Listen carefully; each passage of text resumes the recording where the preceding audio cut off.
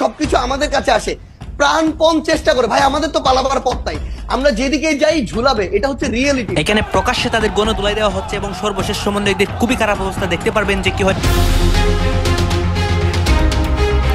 এদিকে আজ রাতের বেলায় সমন্বয়কদের উপর কঠিন অ্যাকশন নিচ্ছে আওয়ামী লীগ কর্মীরা। শেখ হাসিনার পরিকল্পনায় দেশে আবারও তুলপাড় ঘটনা হচ্ছে। ডক্টর ইউনূসও আতঙ্কে আছেন চারদিকের এই গৃহযুদ্ধের পরিস্থিতিতে। শেখ হাসিনা ধর করে হাঁটছে, তাকে ঘামছে। তার এক পাশে নিষ্পাপ স্বরাষ্ট্রমন্ত্রী আসাদুজ্জামান খান কামাল, তার আরেক পাশে জেনারেল তারেক সিদ্দিকী, যার নির্দেশে গুম খুন হত্যা হতো।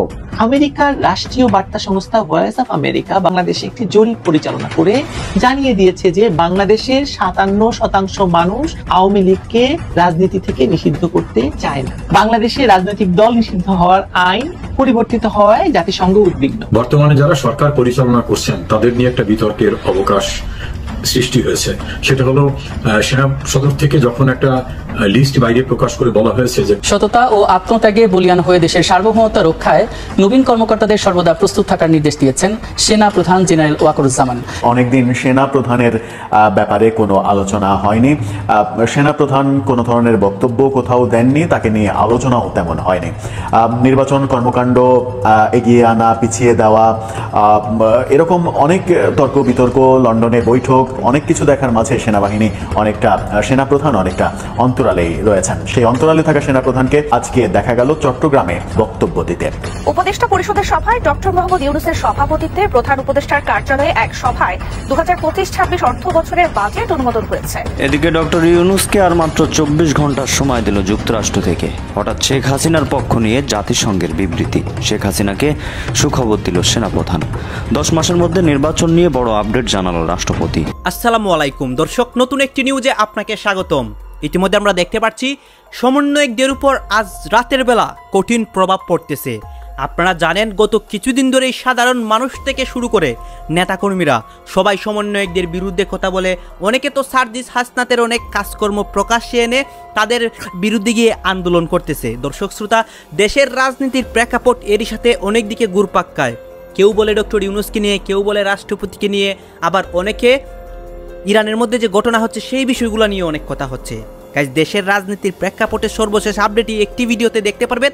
আপনারা যদি সম্পূর্ণ ভিডিওটি ধারাবাহিক কন্টিনিউ করেন, আপনাদের জন্য আমরা ইম্পর্টেন্ট দেশের আপডেট সকল নিউজগুলো আমরা কালেক্ট করেছি। সেই নিউজগুলো এই জায়গায় আপনাদেরকে ধারাবাহিকলি দেখাবো। আপনারা সম্পূর্ণ ভিডিওটি দেখবেন। আসুন আমরা কথা বাড়াচ্ছি না, আমরা সরাসরি ভিডিওর মূল আলোচনায় চলে যাচ্ছি। ভিডিওর প্রথমে যে অংশবিশেষগুলো দেখেছেন সেইগুলোর বাকি অংশগুলো এই জায়গায় এক এক করে ধারাবাহিকলি দেখাবো। বাংলাদেশের অভ্যন্তরে অনেক কিছু হয়ে যাচ্ছে, বাংলাদেশের রাজনীতি নিয়ে অনেক কথা হচ্ছে, নির্বাচন নিয়ে অনেক কথা হচ্ছে।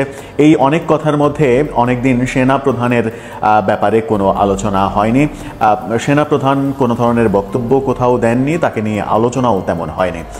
নির্বাচন কর্মকাণ্ড এগিয়ে আনা, পিছিয়ে দেওয়া, এরকম অনেক তর্ক বিতর্ক, লন্ডনে বৈঠক, সেই বৈঠককে কেন্দ্র করে দেশে একাধিক দলের গোস্বা করা, অনেক কিছুই আমরা রাজনীতিতে দেখছি। ঠিক অনেক কিছু দেখার মাঝে সেনাবাহিনী অনেকটা, সেনাপ্রধান অনেকটা অন্তরালেই রয়েছেন। সেই অন্তরালে থাকা সেনাপ্রধানকে আজকে দেখা গেল চট্টগ্রামে বাংলাদেশ নৌবাহিনীর অর্থাৎ নেভাল একাডেমিতে রাষ্ট্রপতির কুচকাওয়াজ অনুষ্ঠানে বক্তব্য দিতে।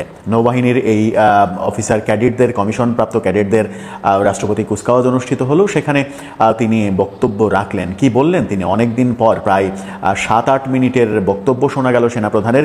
সেখানে কি বিশেষ কোনো বার্তা পাওয়া গেল? বলছিলাম অনেকদিন পর সেনাপ্রধানের কোনো বক্তব্য পাওয়া গেল, সেনাপ্রধানকে প্রকাশ্যে দেখা গেল। আজকে চট্টগ্রামে নেভাল একাডেমিতে নৌবাহিনীর যে কমিশনপ্রাপ্ত ক্যাডেটদের রাষ্ট্রপতি কুচকাওয়াজ, সেই অনুষ্ঠানে তিনি বক্তব্য দিলেন। রাষ্ট্রপতি কুচকাওয়াজ হলেও সেখানে রাষ্ট্রপতির উপস্থিতি আমরা দেখিনি। সেই অনুষ্ঠানে 7-8 মিনিটের একটি বক্তব্য দিলেন সেনাপ্রধান। সেই বক্তব্যে তিনি দেশের রাজনৈতিক পরিস্থিতি এবং সার্বিক কোনো অবস্থা নিয়ে সরাসরি কোনো কথা বলেননি।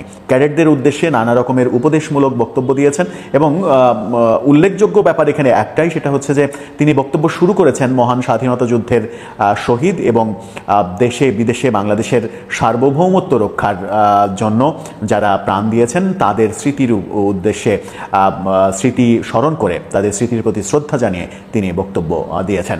এর আগেও সেনাপ্রধানের একাধিক বক্তব্য আমরা দেখেছি। তার বক্তব্য নিয়ে অনেকে বিতর্ক করার চেষ্টা করেছেন যে তিনি ৭১-এ মুক্তিযুদ্ধের কথা বলছেন, মুক্তিযুদ্ধের শহীদদের স্মৃতির উদ্দেশ্যে শ্রদ্ধা জানাচ্ছেন, কিন্তু ২৪-এর জুলাই আন্দোলনের শহীদদের শ্রদ্ধা জানাচ্ছেন না, এরকম অনেক বিতর্ক উঠেছে। কিন্তু সেনাপ্রধান তার জায়গায় এখনও বলিষ্ঠ ভূমিকাতেই আছেন এমনটাই মনে হলো। তিনি মহান মুক্তিযুদ্ধের শহীদদের শ্রদ্ধা জানালেন এবং তিন বাহিনীর বিভিন্নভাবে দেশে বিদেশে যারা শহীদ হয়েছেন, দেশের সার্বভৌমত্ব রক্ষার জন্য যারা শহীদ হয়েছেন তাদের প্রতি শ্রদ্ধা জানালেন। তার বক্তব্যে মূলত নৌ ক্যাডেটদের নানা পরামর্শমূলক বক্তব্য উঠে আসলো। নৌবাহিনীকে আধুনিকীকরণ করার জন্য অনেক ব্যবস্থা নেওয়া হচ্ছে সেই বক্তব্য উঠে আসলো। কিন্তু অনেকের প্রত্যাশা অনুযায়ী দেশের সার্বিক পরিস্থিতি নিয়ে একটি কথাও আসেনি, স্বাভাবিকভাবে আসার কথাও নয়। অন্য একটা বাহিনীর কুচকাওয়াজে তিনি গিয়েছেন, সেখানে দেশের রাজনীতি নিয়ে কেন কথা বলবেন এই প্রসঙ্গ তো আসেই। কিন্তু দেশে যখন অনেক কাণ্ড ঘটে যাচ্ছে, নির্বাচন নিয়ে সেনাপ্রধানের যে প্রত্যাশা সেই প্রত্যাশা পূর্ণ হচ্ছে না, সেই প্রত্যাশার বাইরে গিয়ে প্রধান উপদেষ্টা এপ্রিলে নির্বাচনের কথা বলেছিলেন, এরপরে লন্ডন বৈঠকের পরে ফেব্রুয়ারিতে নির্বাচনের সম্ভাবনা অনেকে দেখছেন। নির্বাচনকালীন সময়ে সেনাপ্রধান সরকারের দেয়া দায়িত্ব পালন করবে এরকম আমরা গত সপ্তাহে সেনাবাহিনীর প্রেস ব্রিফিংয়ে শুনতে পেয়েছিলাম। প্রেস ব্রিফিং থেকে বলা হয়েছিল যে সরকার নির্বাচনে সেনাবাহিনীকে যেভাবে যে ভূমিকা পালন করতে বলে সেই ভূমিকায় পালন করবে। সেই প্রেস ব্রিফিংয়ে একটা স্পষ্ট বার্তা অবশ্য দেয়া হয়েছিল, সেটা হচ্ছে যে মব ভায়োলেন্সের উপরে মব অনেকটা দেশে কমেছে এমনটা বলা হয়েছিল সেনাবাহিনীর তরফ থেকে, এবং মবের বিরুদ্ধে সেনাবাহিনী সোচ্চার, যে কোনো মূল্যে বাংলাদেশে মব হতে দেয়া হবে না এমন দৃঢ় অঙ্গীকার ব্যক্ত করা হয়েছিল। যদিও আমরা মব কমেছে দেখলেও সারা দেশে মব যে বন্ধ হয়েছে সেটা বলা যাবে না, এখনও বিভিন্নভাবে বিভিন্ন জায়গায় মব চলছে। বিশেষ করে যে কাউকে আওয়ামী লীগের ট্যাগ দিয়ে, আওয়ামী লীগের দোসর ট্যাগ দিয়ে মারা ধরা, তারা পিটানো, জোর করে পুলিশে দেয়া, এই কর্মকাণ্ডগুলো এখনও যখন চলছে, বড় ধরনের মব যেগুলো সেগুলো হয়তো বন্ধ হয়েছে। এটা একটা বড় বিষয় যে বড় ব্যানারে বড় আয়োজনে যে মবগুলো হচ্ছিল সেই মবগুলো এখন আর হচ্ছে না। সেনাপ্রধানের বক্তব্য পাওয়া গেল, সেনাবাহিনীর প্রেস ব্রিফিংয়ের পরে সেনাপ্রধানকে প্রকাশ্যে পাওয়া গেল, কিন্তু সেনাপ্রধান সেই রাজনীতি কিংবা দেশের সার্বিক অবস্থা নিয়ে কোনো কথাই যখন বললেন না, তখন প্রশ্নটা আসেই যে নির্বাচন নিয়ে এক ধরনের সেনাবাহিনীর প্রত্যাশার বাইরে যখন সরকার অবস্থান করছে, তখন সেনাবাহিনীর কিংবা সেনাপ্রধানের বক্তব্যটা আসলে কি। এর আগে গত সপ্তাহে আমরা দেখেছিলাম যে সেনাবাহিনীর নামে সেনাপ্রধান সরকারকে 6টি পরামর্শ দিয়েছে, 6টি পয়েন্ট বলেছে যে এই 6টি পয়েন্ট কার্যকর করতে হবে আগামীতে নির্বাচনের ক্ষেত্রে। সবকিছু আমাদের কাছে আসে, প্রাণপণ চেষ্টা করে ভাই, আমাদের তো পালাবার পথ তাই, আমরা যেদিকে যাই ঝুলাবে, এটা হচ্ছে রিয়েলিটি ভাই। আপনি এমন জায়গাতে আমার নিয়ে আইলেন, এই ছেলে আমার 3 জেনারেশনের ছোট ছেলে মানুষ, তার সাথে আমি মুক্তিযুদ্ধ আদর্শ বাম ডান কিছুই থাকবে না, সব মিলেমিশা করতে হবে। শুধু এদেরকে নেতা ওরা বুঝবে কয়েকদিন পরে।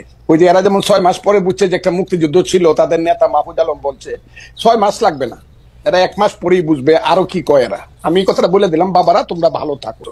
এর আগে কোনো মহান নেতার সাথে আমি বসি না, আমি আগে জানলে মহিউদ্দিন সাহেব আমি অন্য কিছু বলতাম। শুনো তুমি কথাটা, ফাউন্ডেশন কি বুঝায়? একটা বিল্ডিং এর ফাউন্ডেশন, বাংলাদেশের ফাউন্ডেশন কি? বাংলাদেশ নামটা কিভাবে হলো, কিসের মধ্য দিয়ে বাংলাদেশ? এটা তো নামটা ছিল পূর্ব পাকিস্তান, এটা বাংলাদেশ হলো কেমনে? তুমি 47-কে বলতেছো আজাদির যুদ্ধ, আজাদির যুদ্ধ তো 52 সনে শেষ হয়ে গেছে। 52 সনে আইসেই তো স্লোগান হয়ে গেল আমার মায়ের ভাষা কেড়ে নেওয়া যাবে না, যখন পাকিস্তানিরা পাঞ্জাবিরা আমাদের ভাষা কায়রে নিতে চাইলো।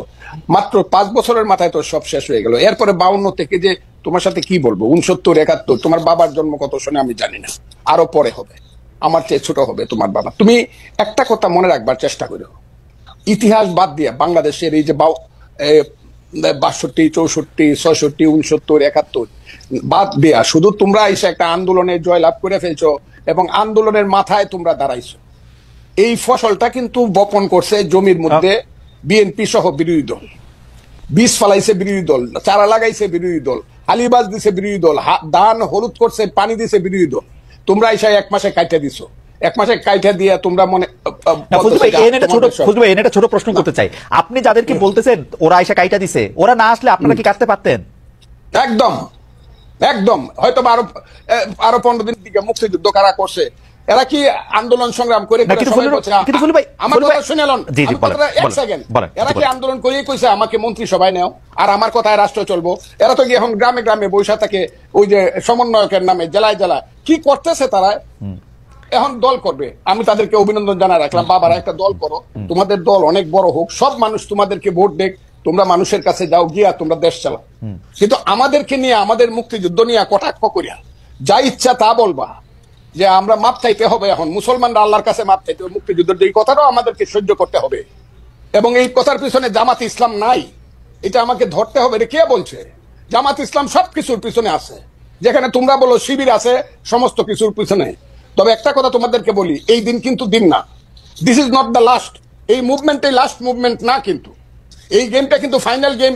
তোমরা যেটা বলতেছো may not be final game in the history, এটা সেমিফাইনাল ফার্স্ট রাউন্ডও হইতে পারে না। কিন্তু আপনি কি ওদেরকে বেনিফিট অফ ডাউট দিবেন? ওরা তো প্রত্যাহার করলো, এবং কেউ তো আজকেও হান্নান মাসুদ ওই লেখার কথা আপনি বলতেছে, আজকেও হান্নান মাসুদ বলতেছে যে ও শাস্তি দাবি করে, যে লেখক এই লেখা লিখছে, ও দাবি করে যে এডিটর এটা দেখা দেখে নাই, সেটা তো ওর অবস্থান, অনেকের অবস্থা। কার কাছে দাবি করে? জামাতের কাছে। শাস্তি কি জামাতের মতো একটা মেথডিক্যাল দল, একটা ক্যাডার ভিত্তিক দল তো 1 সেকেন্ড লাগে শাস্তি নিতে, জামাতের নিচে কতদিন হয়েছে? আপনি তো নিচে নেই তো, বরং জামাত শিবিরের সেক্রেটারি যে, আমি আপনাকে কি বলবো, সভাপতি যে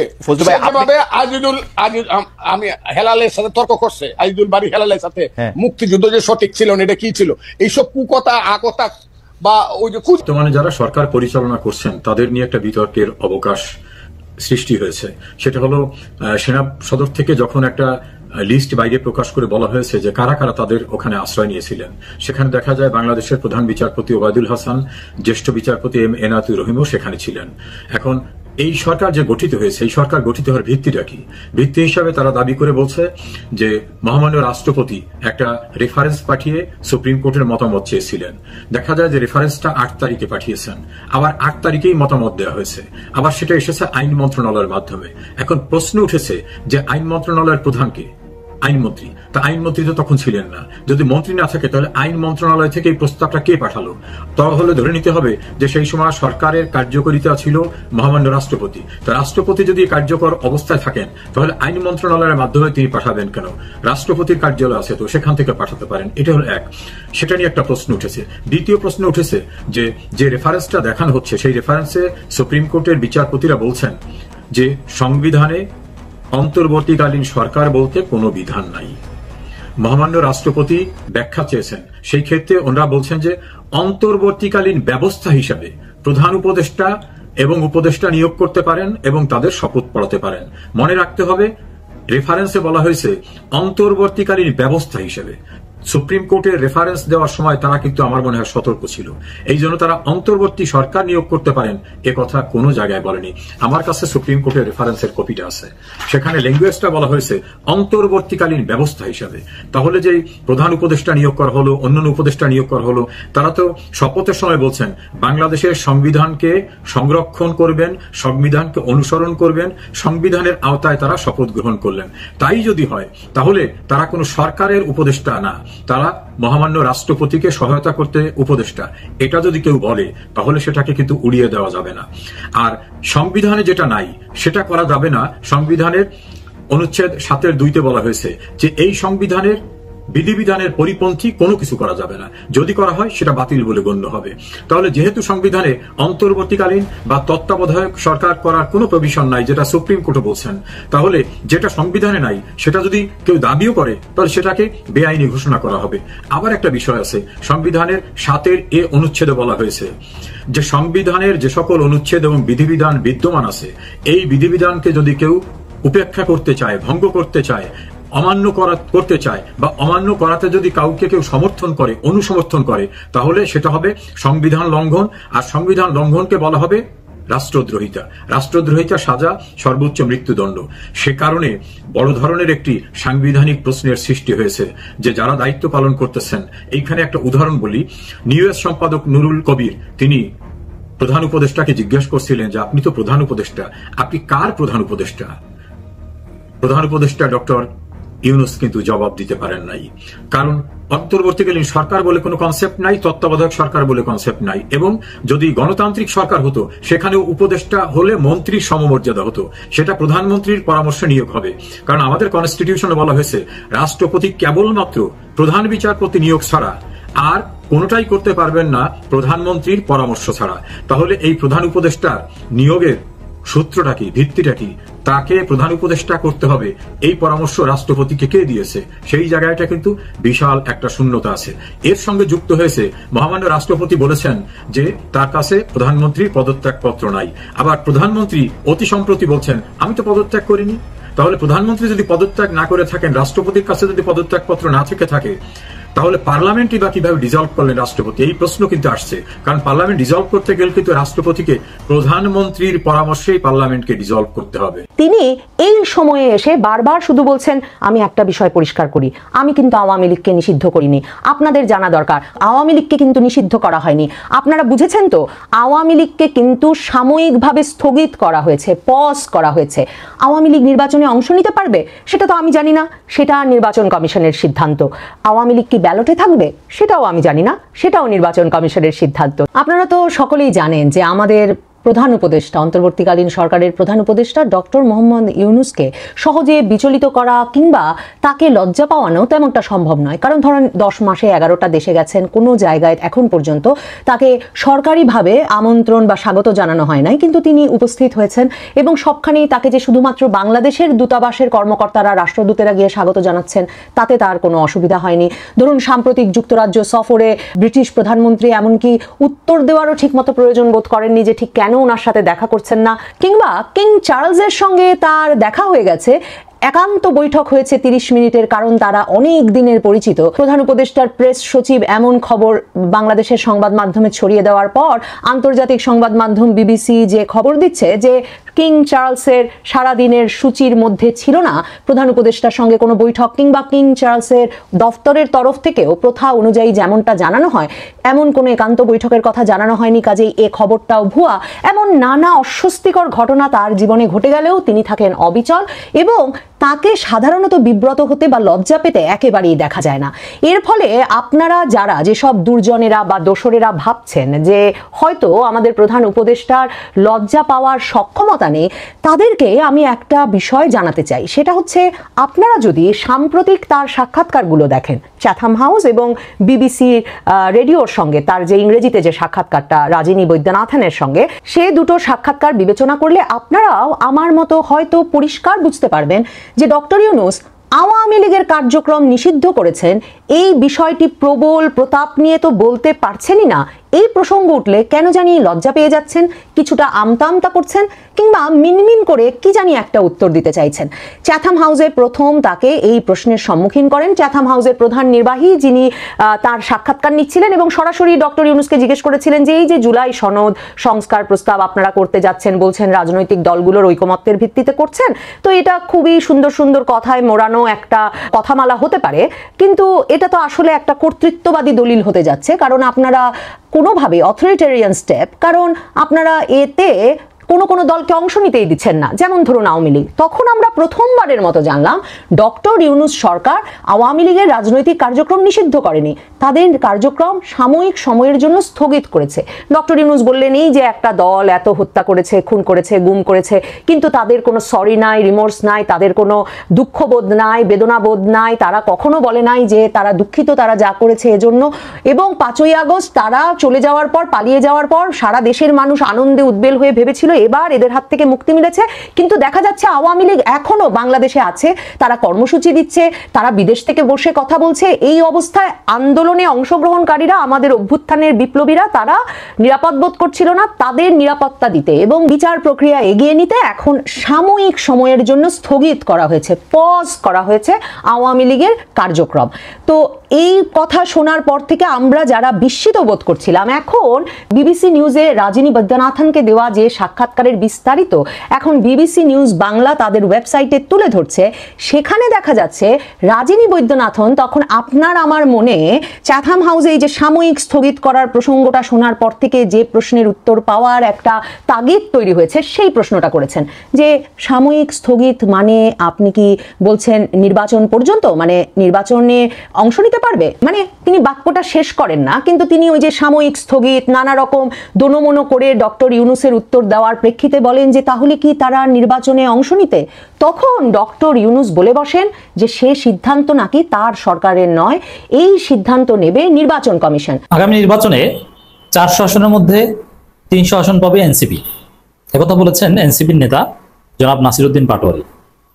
তার এই বক্তব্য গণমাধ্যমে আসার সাথে সাথে ভাইরাল, নিউজ নিয়ে তোলপাড়। কেউ বিশ্বাস করছেন না, কেউ বলছেন না এটা বাস্তববাদী কথা, সবাই ট্রল করছেন এবং কেউ বলছেন যে নাসিরউদ্দিন পাটোয়ারি অসুস্থ ছিলেন, তিনি অসুস্থ অবস্থায় গভীর রাতে হাতে ক্যানোলা পরে পার্টি অফিসে গিয়েছেন, সেখান থেকে আবার না ঘুমিয়ে নিবন্ধনের আবেদন করতে গিয়েছেন। তো এই শারীরিক অসুস্থতা থেকে তিনি উদ্ভট কথা বলছেন। আসলে কি তাই?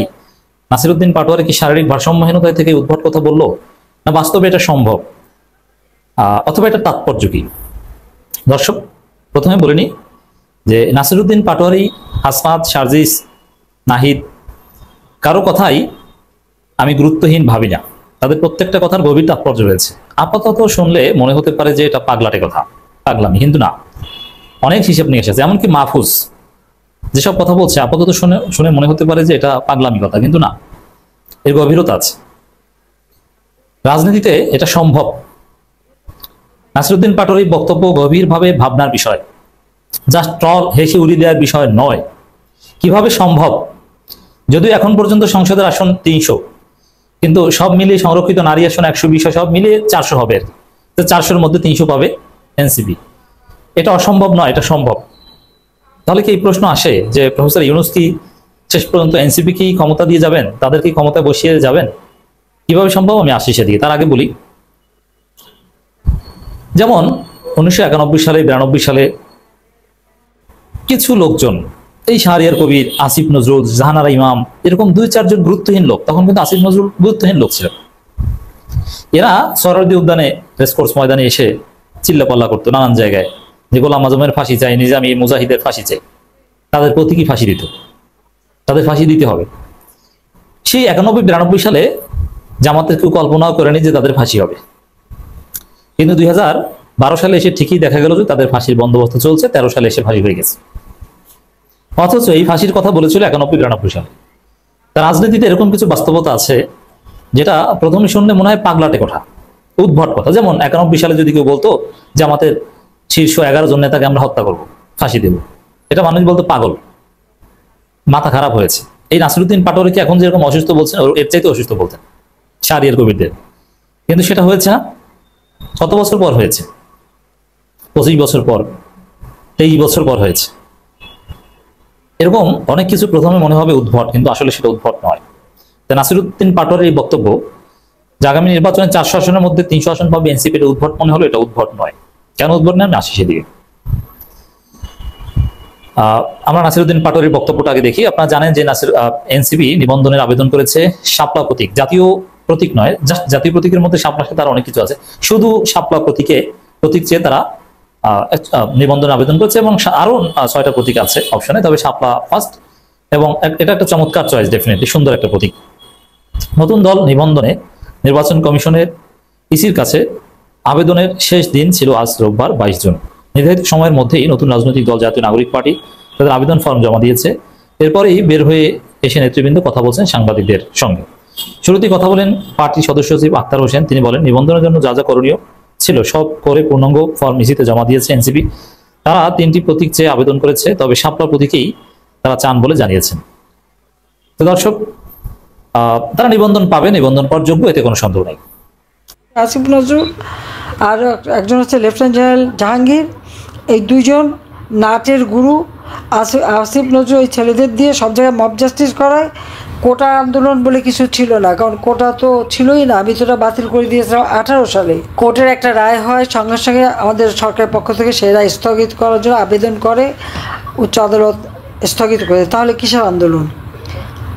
7 জুলাই থেকে 14 জুলাই পর্যন্ত যতদিন ছাত্রছাত্রী আন্দোলন করেছে তাদের বিরুদ্ধে কিন্তু কোনো ব্যবস্থাই না হয়নি, পুলিশ বরং তাদের নিরাপত্তা দিত।